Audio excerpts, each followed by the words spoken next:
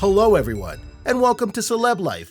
In today's video, we'll show you some of what Netflix Tiger King left out about Carole Baskin.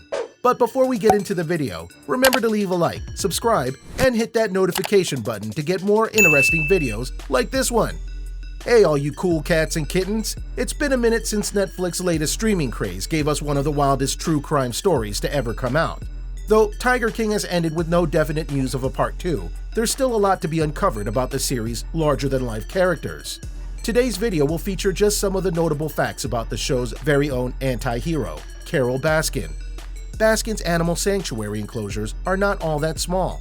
Throughout the miniseries, viewers are shown glimpses of Big Cat Rescue, BCR, Carole's founded animal sanctuary.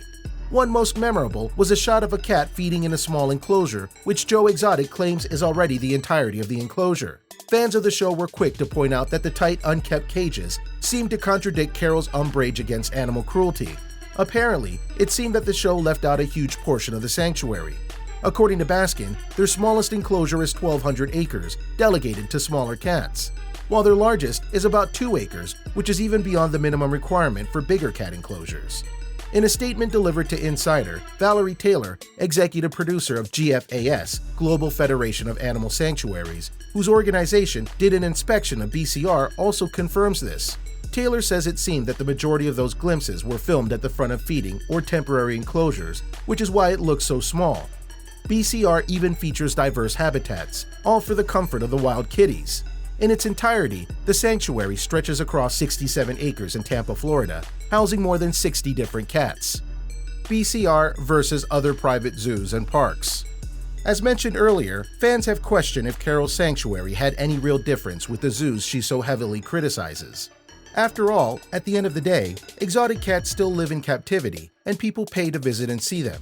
Rick Kirkham, a recurring character in the miniseries, even implies this in the second episode. There is actually one fundamental distinction between the two businesses, other than BCR treats their cats a million times better, one of which, as the show highlights, is the breeding of cats. So why is this a big deal? Zoos for profit often justify cat breeding, especially endangered ones, as an effort of wildlife conservation. This isn't true, of course, and inherently cruel, since cats born in captivity can never be released in the wild. As such, they are stuck inside these enclosures all their life, which ultimately does nothing to conserve the species in the wild. Joe's private zoo breeds tigers, ligers, and lions exclusively for human entertainment and profit. Sanctuaries, on the other hand, take in cats from these roadside zoos, circuses, and private individuals who can no longer take care of them. Carole's BCR is also a non-profit organization, as she and her husband earn very little off the sanctuary. B&B in the sanctuary. Carole may be altruistic in her valiant effort against big cat cruelty, but she had her own mishaps too. Apparently, before the BCR was certified and accredited, the sanctuary ran a bed and breakfast inside cabins together with a young tame cat. What's more, she's also bred and brought exotic cats, apparently, all with good intention of course. According to the sanctuary's history, these efforts were a misguided notion of conservation of captive wild cats and the welfare of privately owned cats. She has long stopped the practice and evidently advocates against it now. She offered lawn trimming services that also involved animals. Aside from real estate and the management of the sanctuary, did you know that Carole had also ventured in llama lawn care? Yes, you heard that right. She had a lawn trimming business which used llamas. It may sound far-fetched, but it's not actually unheard of. Other people have used poultry, like ducks and chickens, to trim lawns before. It seems her love for animals extends beyond wild cats. She had another restraining order against her.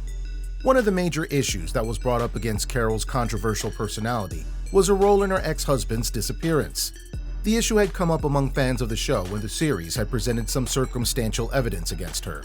One of those that the show revealed was a restraining order against her husband, Don Lewis, filed against her before he mysteriously disappeared. Of course, the restraining order was not a hard piece of evidence, but it does reveal the tension between the two and the last moments of their marriage. And this certainly fueled the fans' theories and speculations.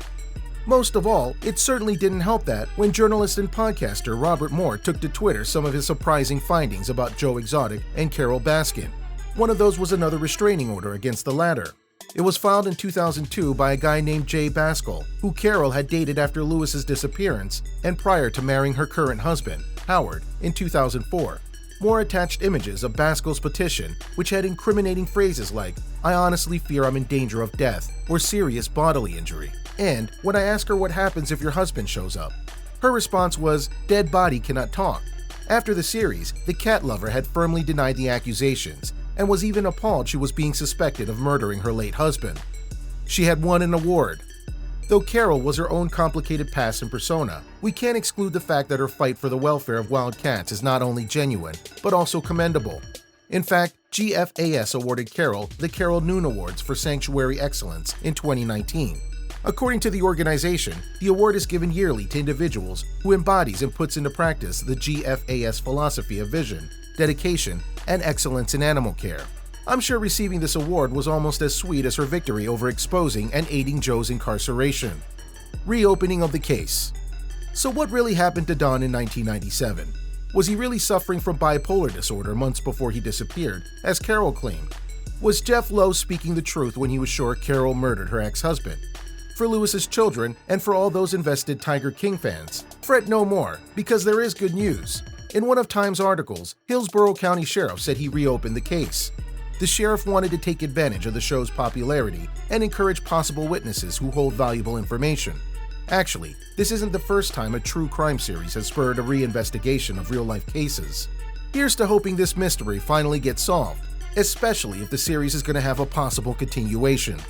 So, what did you think about the Netflix series? Let us know your thoughts in the comment section below. And as always, don't forget to like, share, subscribe, and ring that notification bell for more interesting videos just like this one.